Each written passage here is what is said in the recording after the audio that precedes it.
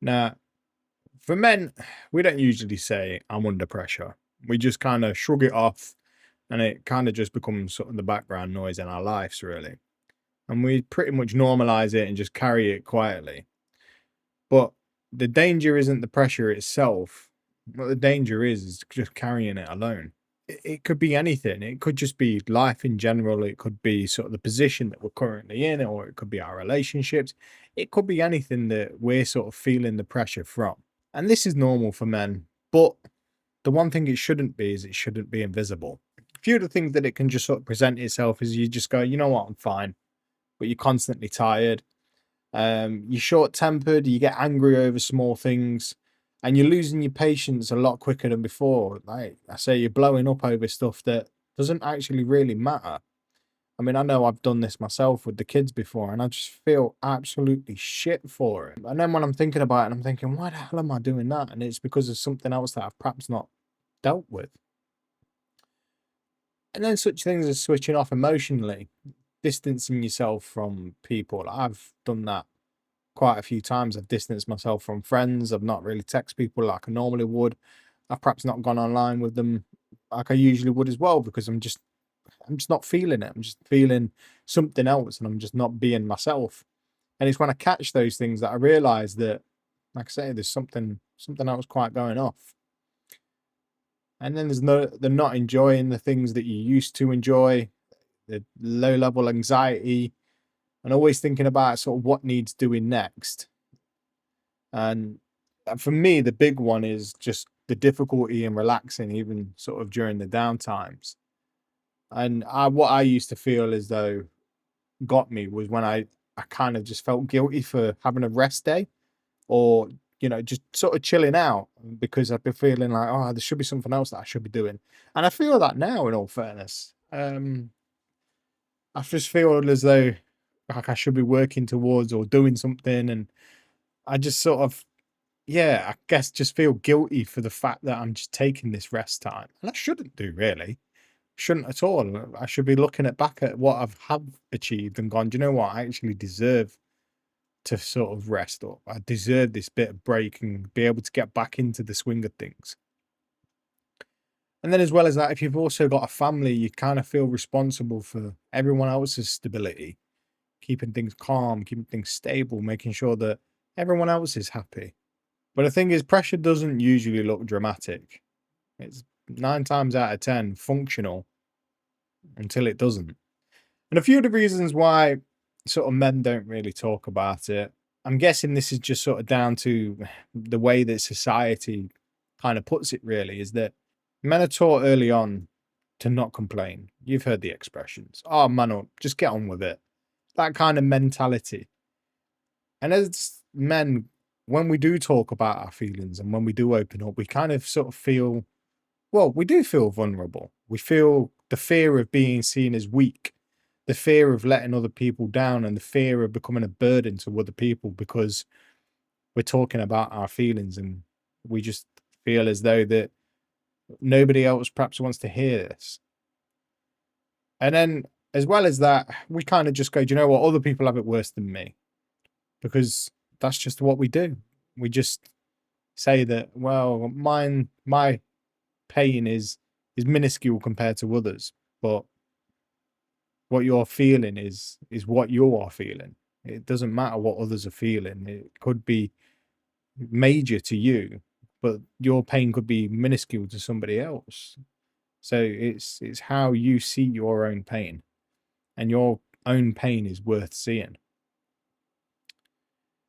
And then the pressure of it all can be sometimes disguised itself. It can be wrapped up in the sort of the providing slash coping side of things and belief in that talking sort of won't make any change and won't do anything for you. But for me, speaking honestly to every man out there, it does help.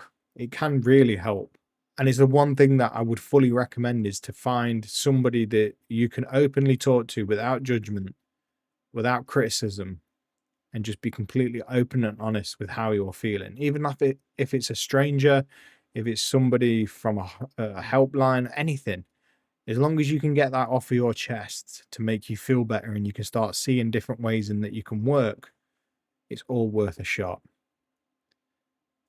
Now, silence often comes from care, not ego. Just think on that a little bit. Now, my real life experiences with pressure, I've seen people really sort of overwhelmed at work, feeling trapped and felt hopelessness. And the things that really sort of strike me and really get my goat going is when they don't see any help from anyone. I interact with a lot of different people on a day-to-day basis, and what I can tell you now is that I'm feel like I'm that shoulder that you lean on to talk to, because otherwise they just feel as though they can't speak to anybody else. They can't get it off of their chest without judgment, without criticism, without somebody saying that you shouldn't be feeling this way. And I try my utmost to make sure that they can speak freely and speak how they want, because it's how they feel. And if they can get it off their chest, then potentially they can feel better about themselves. And then we can perhaps look at something that might work for them and give them that little bit of hope.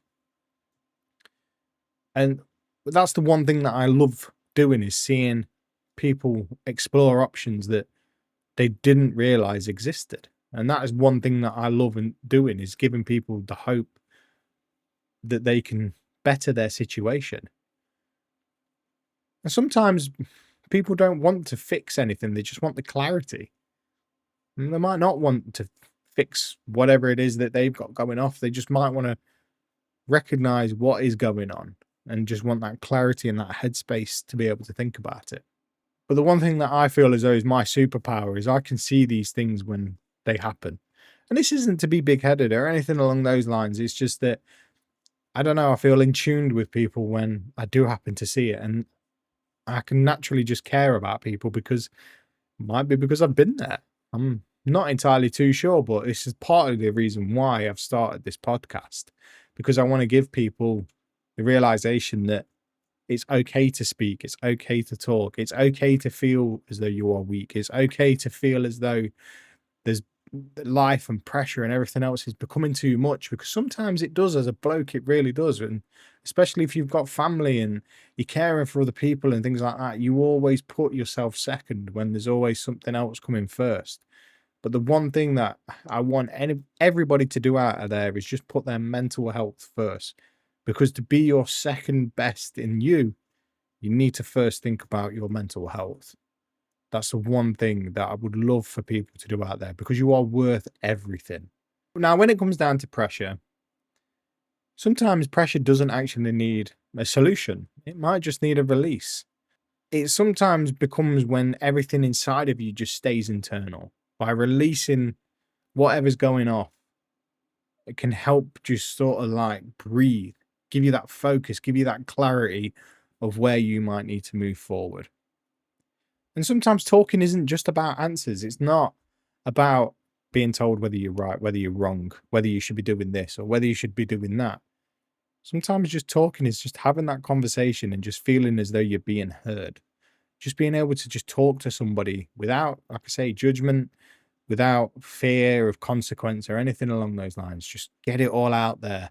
Just speak your mind and be able to say what it is that you want to say. Now, the few things that have helped me are walking whilst talking. I'll go for a nice, good walk and I'll have a good think about everything that's bothering me, that's I feel as though is perhaps causing me a bit of aggro or something like that. And sometimes even just saying to other people, do you know what, I'm just not okay. And without explaining anything is more than enough, because sometimes we're just not okay. I've done it quite a few times where I've just said, you know what, I'm not feeling myself today. And I don't know why, I'm just not. I can't pin it down, but I'm just not feeling myself. The other thing which I find as well that can really help is by writing things down, because that really helps reduce the sort of the mental load. I found that just writing stuff down in terms of, you know, what I've got coming up or things that I need to remember or stuff that I need to do, or even just problems that I've perhaps got going off, if I write them down in a short little diary or short little notes or something along those lines, I find it helps me maintain that mental load. But the biggest thing that I've found that can be really helpful is just having an open and honest conversation, because that can change everything. And this isn't to gloat or, rub it in anybody's, because people out there, you may not have this safety net or this opportunity to be able to speak to other people. But for myself, I feel really blessed in the fact that I've got parents which I can have open and honest conversations about anything. I've spoke to my mum and dad about everything and anything that's going off in my life, but that's because I've felt safe to do so. And it's only up until recently as well that I've spoke to my wife about certain things where I felt vulnerable enough to trust her with that. But it's taken a long time for me to be comfortable with doing so. Other than that, what I used to do is I used to speak to my good friends. I've got a really good best mate, Chris, who helps me out no end, and we can speak and have open and honest conversations with no judgment or anything along those lines. It's just we take it on face value and we just speak about anything and everything. And he's the one person that I could happily call in the middle of the night to have a good conversation with about things. But at other times, I'll perhaps just go for a run or go for a walk out in the countryside, and I'll just be thinking about things that might be causing me problems. And what I'll ask myself is this a problem that I need to carry? If it isn't, off it goes into the wind, because it's not worth me stressing about, because what's the point? I'm just wasting my energy on it. And that's pretty much what my mindset is. If it's a problem that isn't worth carrying, I ain't going to carry it no more, because I don't need that weight. And if anybody's feeling this way, is that you're not weak. You're just carrying too much. And feeling heavy doesn't mean that you're a failure. Feeling tired doesn't mean that you're lazy. And feeling lost doesn't mean that you're broken. Strength without support becomes weight. And you've likely been strong for a long time. And anyone would feel this way carrying this much weight. So share it, talk it out, walk it out, and do what you need to do to be able to alleviate that pressure and that weight that you are carrying. But I'd like to close this episode on giving you hope and giving you a bit of comfort in the fact that I too have been this way. I can feel your pain and I can feel your pressure. I know what it feels like. And you're not alone. You're not weak. And you're definitely not failing. The thing is as well, you don't need to solve everything today. But the one thing is to be self-aware. Self-aware of what it is that you're going through and things that are causing you that pressure, that stress. So that in itself is progress. And that is one step forward to be able to help yourself. But the conversation doesn't end here. We're not done on this conversation of pressure. But I hope that you feel as though you've taken something from this. What I want out of this episode is that I hope that you feel seen and that I've just not told you what to do. Thanks for listening to the No Bullshit Mindset. Stay safe, take care, and I'll see you in the next one.